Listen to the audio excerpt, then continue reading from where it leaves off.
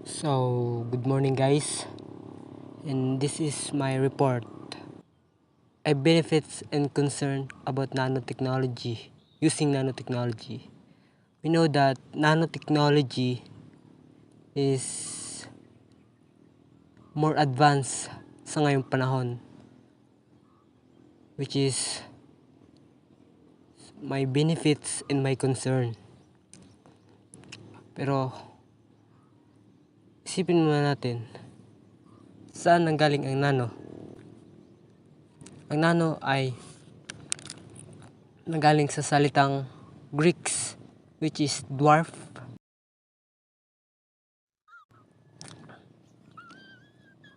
Nanotechnology is something manipulating atom or subatomic particles. Think about the sun and magtupad kita ito is sobrang isot kita. For example, gamitin natin itong imaginations. May orange ako sa akong alima, which is i-magnify natin to, i-magnified, which is makakita kita ito molecule. For example, ng water, molecule of water, molecule of oxygen, mga mga simple nga molecule. Then mga complex nga molecule is ang mga DNA, protein, glucose, which is kuha kita it molecule to sa bilog na to. Is sa orange naton ging magnified, kuha kita is i-magnified man naton ro ang molecule nga to, i-magnified doon naton makita ro atom, which is for example ng atom hydrogen, atom gold, atom carbon, is iba-iba man biro atom man. Then pag i-magnify man naton ro atom, is i-magnified naton, makita naton ro pinakadulo niya is ang electron.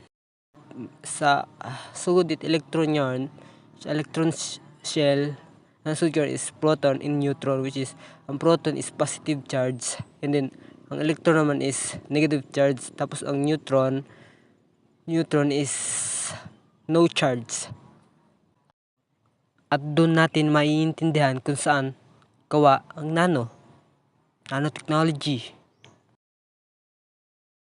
Now, dumako naman tayo sa aking report focusing on benefits and concern about using nanotechnology. First is the benefits in technological impact. One is improved materials. Nanomaterials exhibit unique properties enhancing strength, conductivity, or optical properties. For example nanofiber, nanocoating, nanochips, nanoplate, nanomaterials, ng nanowires, nanosemiconductor, nanotransistor, nanoplate. Sus, babo pa ron. Kung mag-improve raw materials, siyempre improve din raw anang output mga materials nga to. Number 2 is medical applications. Nanoparticles can target specific cells, improving delivery in cancer treatment. For example, diagnosis using chemical biosensors, something na gagamitan ng optical para ma-detect disease or mas mapa-early diagnosis. Another example is quantum dots used in something pinapakita or imaging in detecting cancer cells. Surgery by using mga autonomous o mga nanobots something gina-inject into our bloodstream. Then number 3 is energy efficiency. Nanotechnology can enhance solar cells, batteries, and fuel cells. For example, in energy storage using photoelectrochemical para generate it fuels from sunlight to receive renewable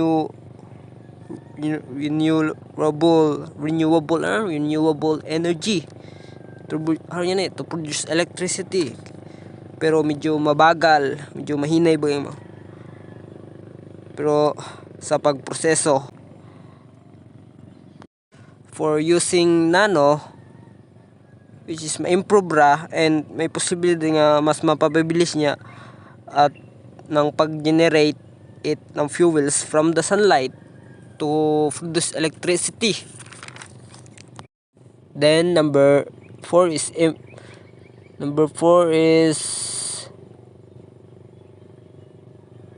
improve electronics can enable the development of smaller, faster, and more powerful electronic devices.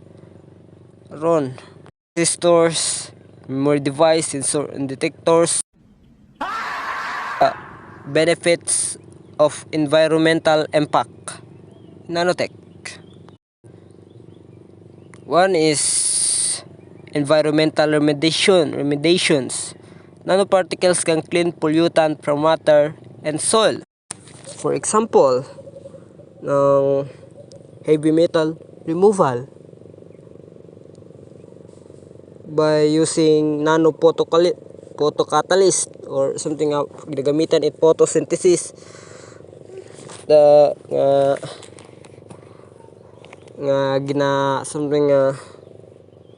ginatunaw ro heavy metal kanyang itunaw because of ng components ng titanium dioxide which is toxic may dayang toxin gid man. And the third environmental impact is food safety and security. For example, help for food packaging, food preservation, like this detection of mga pathogens ngayon, mga bacteria. Ang gamit mga nanosensor is mas mapadali o pag-detect it mga pathogens sa foods. Then the last is water purifications. For example, the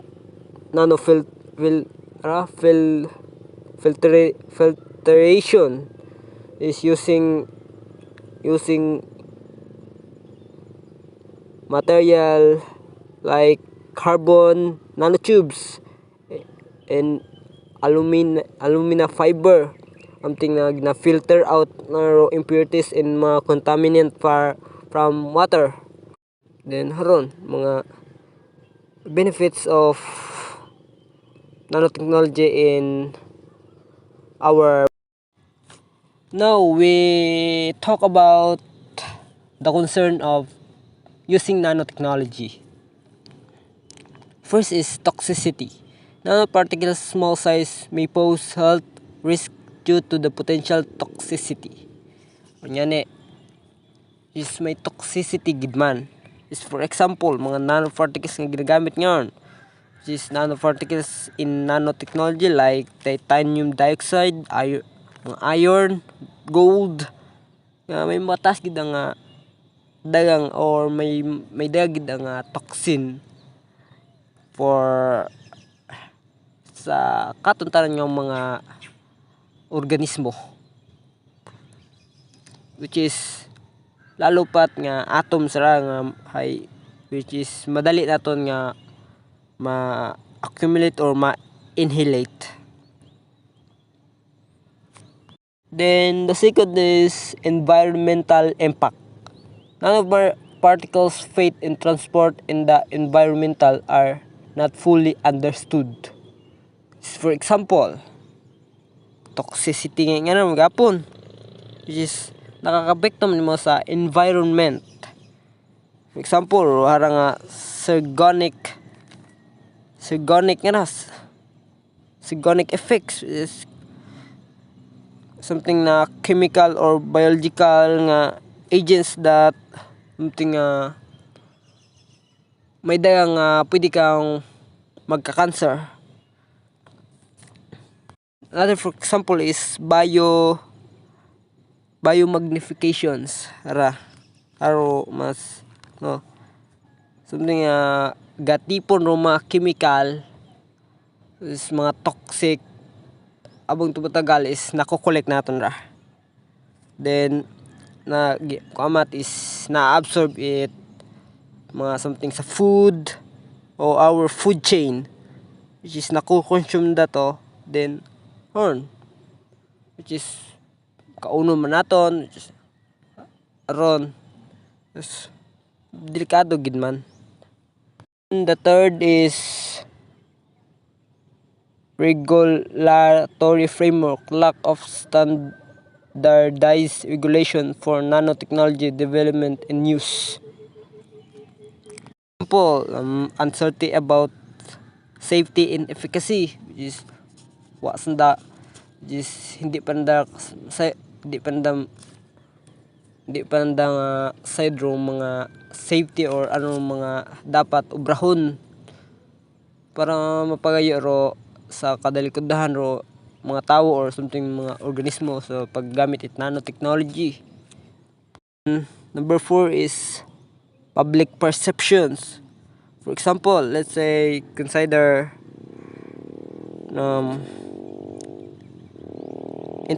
nag-introduce ka sa market something na some product nga nano aquabots or something sa tubi, tapos pambuhit mga contaminant or pathogens tubi is but sa iba is maganda talaga, medyo ayos man and efektibo, pero sa iba is may gid nga mahambal nga or bashers nga bukod epektibo to may dagang masakit pa. Number 5 is ethical considerations. For example, imong kumpanya is nag-develop it nanotechnology based in nanotech or just nanosuits tingambong.